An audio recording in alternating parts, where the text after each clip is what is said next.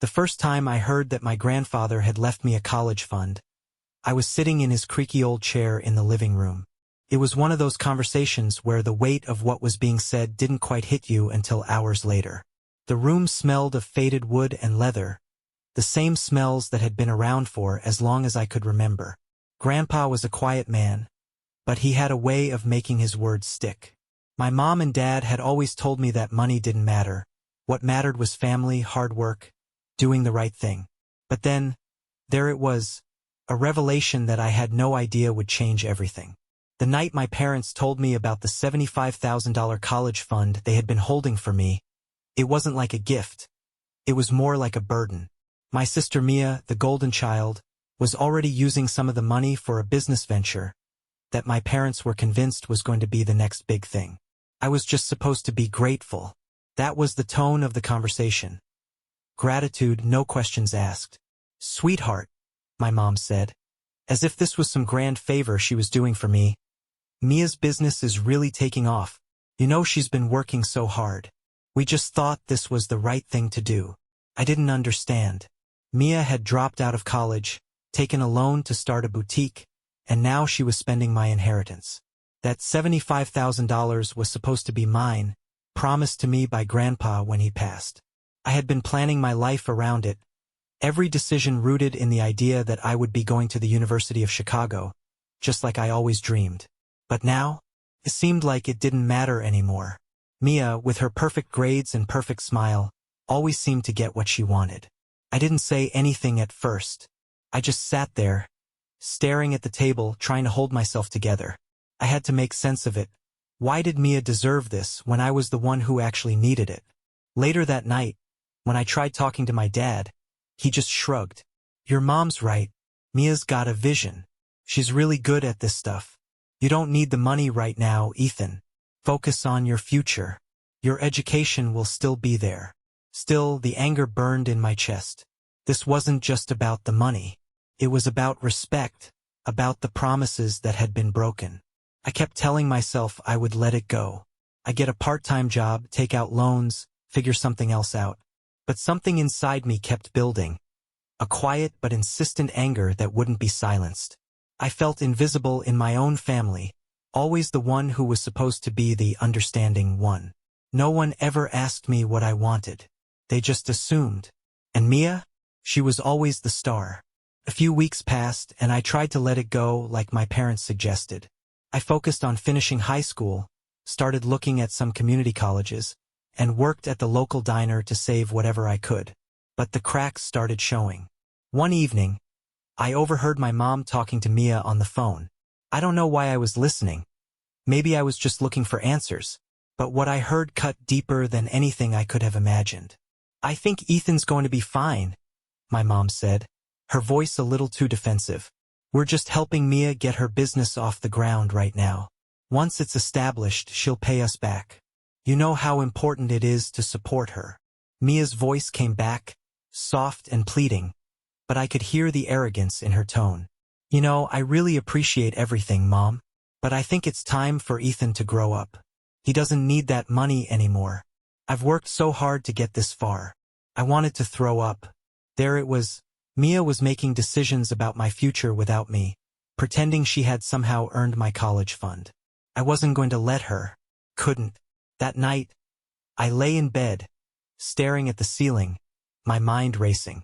I had a choice to make. I could walk away from it all, swallow my anger and my resentment, and try to find another way. But I was sick of being the good son, the one who always understood, always accepted the handouts and the leftovers. This wasn't just about money anymore. It was about principle, about proving to myself that I was worth something too.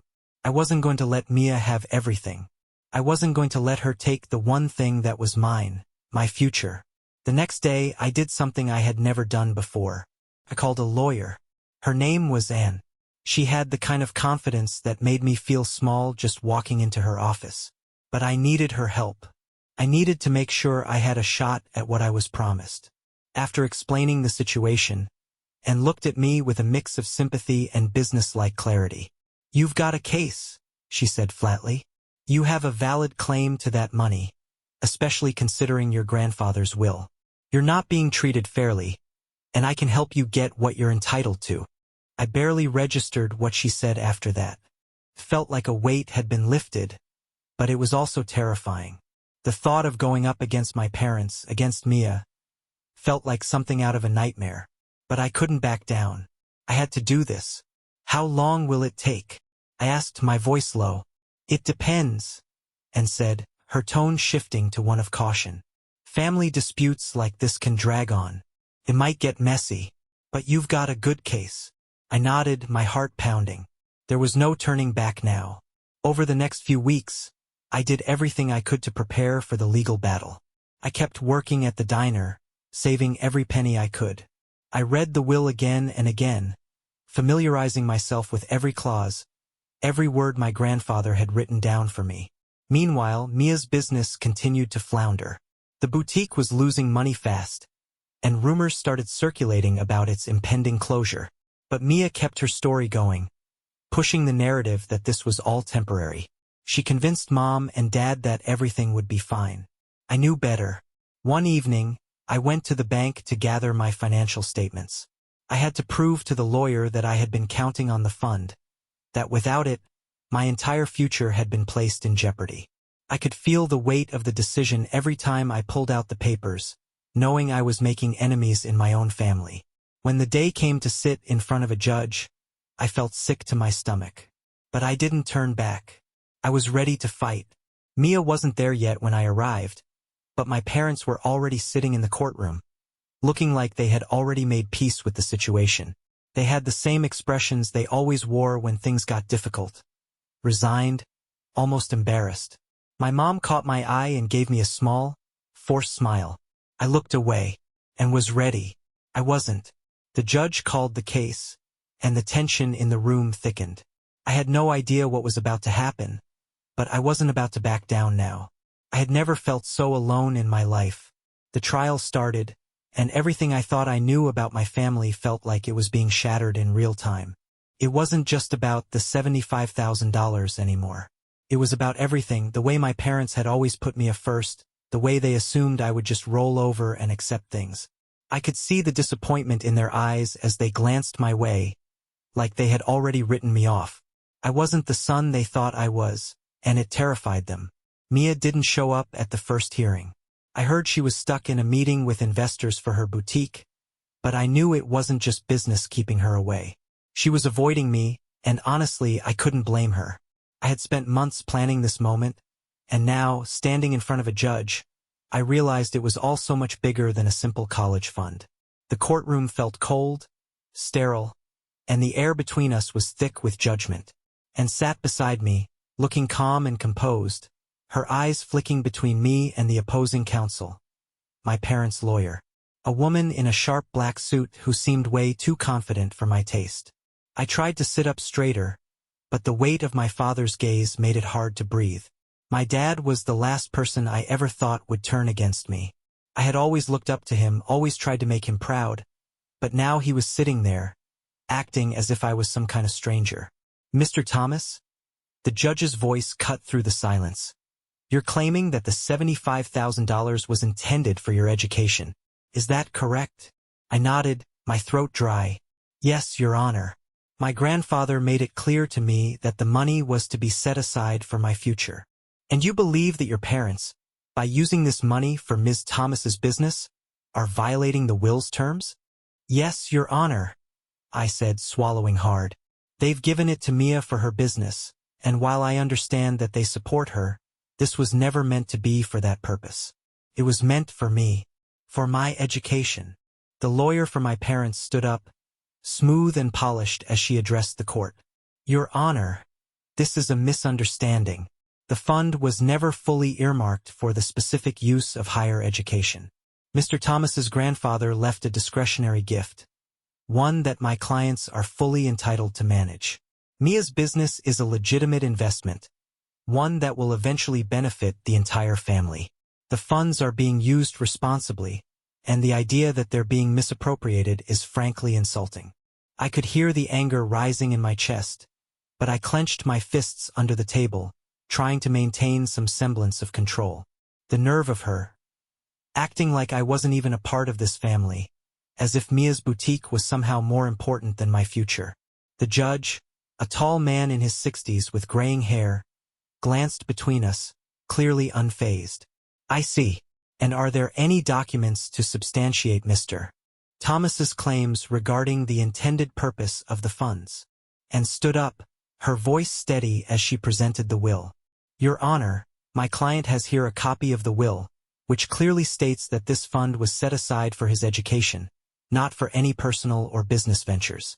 It's all outlined in black and white. The judge took the documents, flipping through them slowly.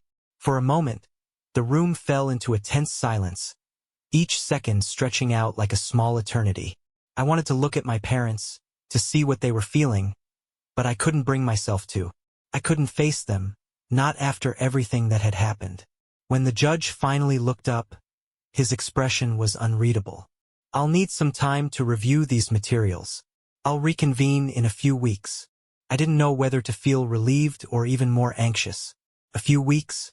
That was just more time for my parents to try to spin this into something else, to make me seem like the bad guy. But I had no choice. The only thing I could do now was wait. Over the next few weeks, the tension in my house was unbearable. I stopped speaking to Mia altogether. Every time I saw her, she looked at me like I was the villain in her story. It wasn't even about the money to her, it seemed it was about keeping the narrative she had built intact. Mia had always been good at that, at convincing people of things that weren't true.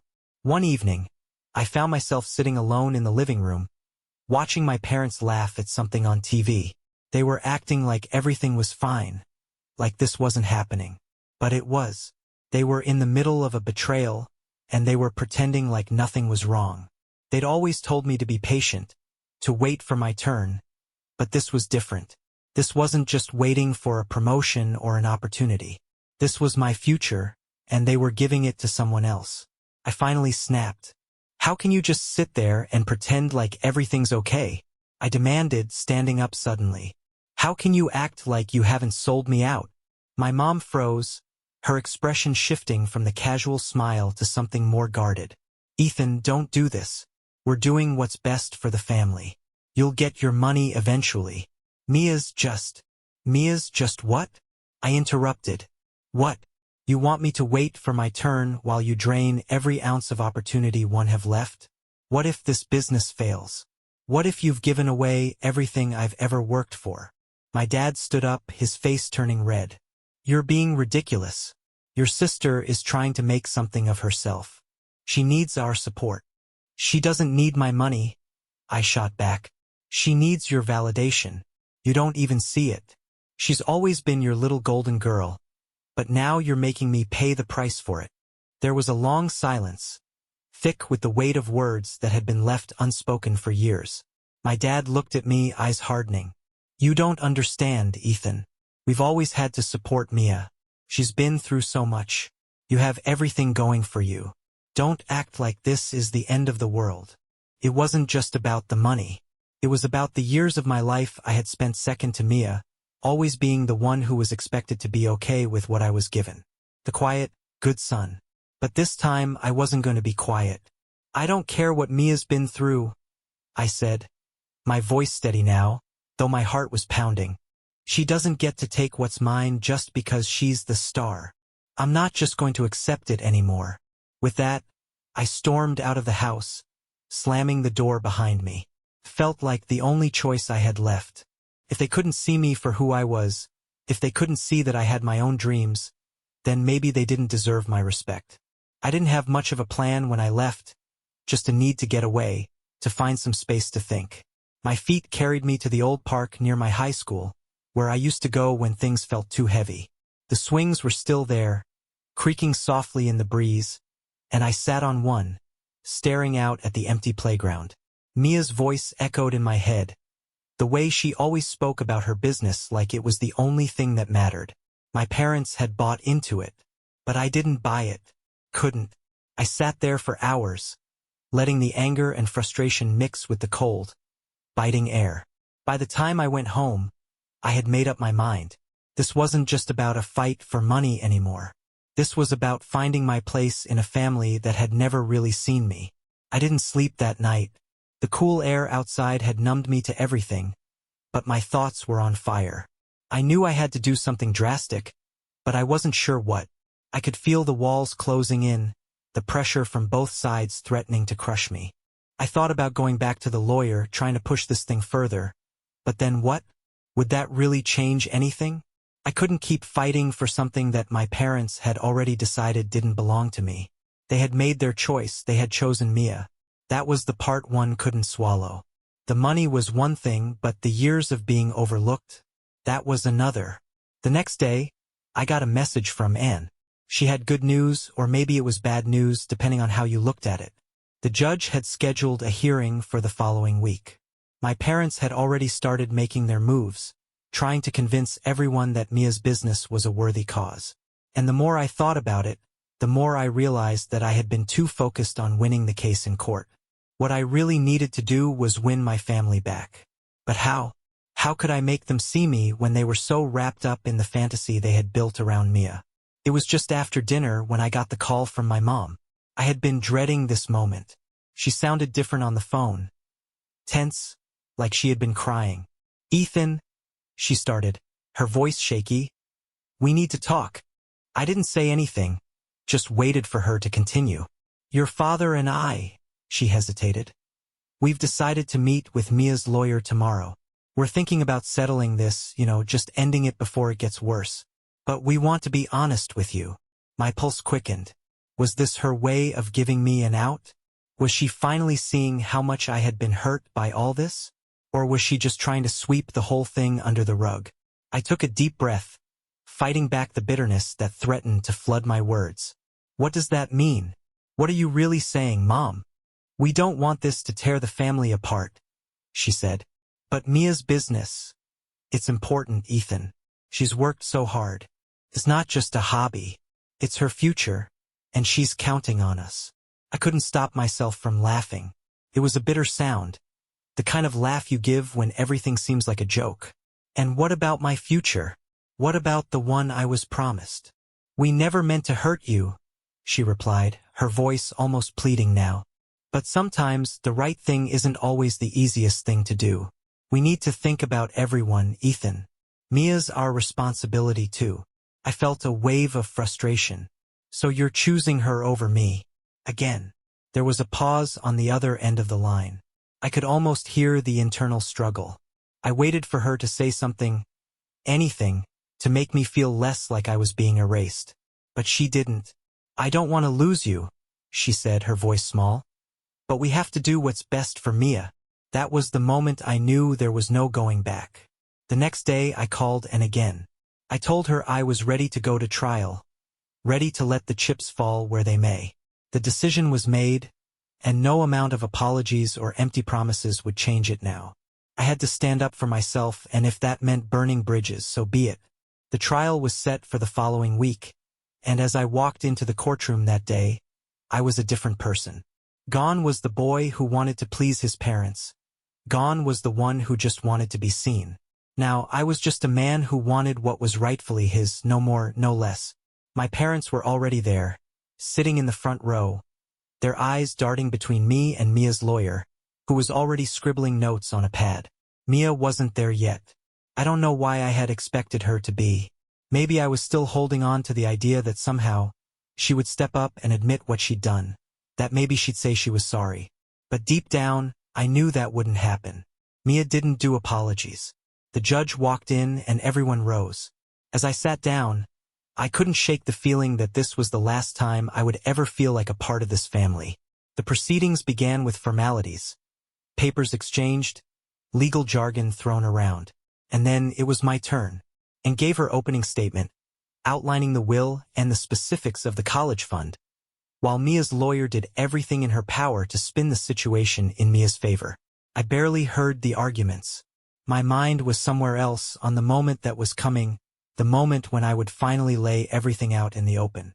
When the judge called me to the stand, I could feel the weight of every moment that had led me here. The quiet years of being overlooked, the false smiles, the promises I had been fed. I walked up slowly, my hands trembling in my pockets, and I sat down to face the court. "Mr. Thomas," the judge said. Can you tell us why you believe your grandfather intended for the money to be used for your education? I looked up at him, then at my parents. I didn't need to look at Mia's lawyer. I was speaking to my parents now. They were the ones who needed to hear this. My grandfather always made it clear that he wanted me to have an education, I said, my voice calm, though it felt like I was speaking through a fog. He knew how hard I worked, how much I cared about my future, and this money was meant to be a stepping stone for me, a way to follow my dreams without worrying about the cost. He trusted me with it. He trusted me to use it for something important. I paused, my heart hammering. And now I'm here. And instead of using that trust to help me, my parents gave it to Mia, my sister who dropped out of college and decided to open a business. She didn't need it. I did. I've worked my whole life for this, and it's not just about the money. It's about being seen. It's about being given a chance. I took a deep breath, trying to steady myself. I had said what needed to be said. I didn't need to speak anymore. My parents had to hear it. The courtroom was silent for a long moment. Then the judge spoke. I've heard enough. I will make my ruling in a few days. That night, I couldn't bring myself to go home. I didn't want to face my parents, didn't want to feel their disappointment anymore. So I walked around the city, letting the cold air calm me, thinking about the life I could build without them. A few days later, and called with the verdict. We won, she said, her voice steady but sympathetic. The judge ruled in your favor. The $75,000 is yours to use as you see fit. I hung up the phone, feeling a strange sense of emptiness. I had won, but it didn't feel like a victory. My family was torn apart, and there was no going back. But maybe that was the point. Maybe I had needed this to finally be seen, to finally put my future in my own hands, without anyone's permission. I didn't go home right away. Instead, I spent the next few days sorting through my thoughts, deciding what came next. I didn't have all the answers, but one thing was clear. I was done being anyone's second choice. Thanks for watching. Drop a comment with your thoughts, and don't forget to check out our other stories.